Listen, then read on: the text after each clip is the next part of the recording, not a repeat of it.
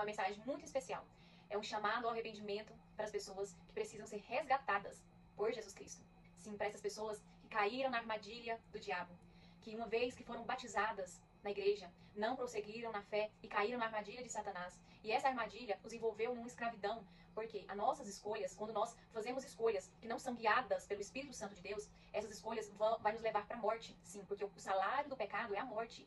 Mas isso não significa, porque o salário do pecado é a morte, não significa que quando eu caio em pecado, quando eu peco, seja adultério, fornicação, bebida, seja qual for o pecado, quando eu peco e eu verdadeiramente me arrependo daquelas escolhas que eu fiz e eu peço perdão para Deus, Deus ele é fiel, ele é justo, ele é bom para nos perdoar. Porque na palavra dele ele promete. Na epístola de João, no capítulo 2, João diz, né? Ele diz assim: caros filhinhos, essas palavras vos escrevo para que não pequeis. Não pequeis. Por quê? Porque se nós pecarmos e continuarmos no pecado sem nos arrepender, isso nos levará à morte. Por isso nós precisamos nos arrepender. E ele prossegue. Se, entretanto, ele fala que nós não devemos pecar, mas se nós pecarmos, se nós caímos no adultério, na fornicação, independente do pecado que nós caímos, ele fala, temos o quê? Um advogado junto ao Pai, que vai fazer o quê por nós?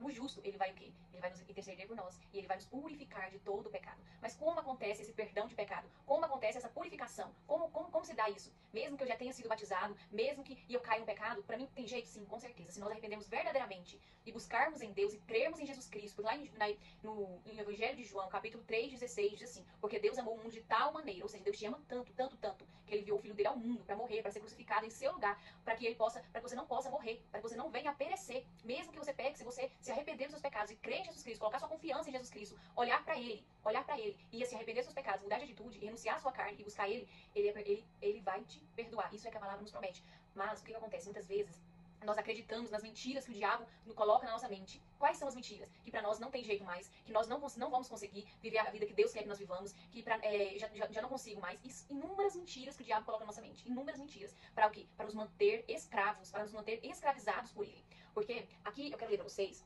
tem uma passagem muito importante, que é lá em Colossenses, que está escrito assim, Colossenses capítulo 2, versículo 20 em diante, até o versículo 23, está escrito assim: só Cristo, apenas Cristo, pode nos libertar do poder do pecado.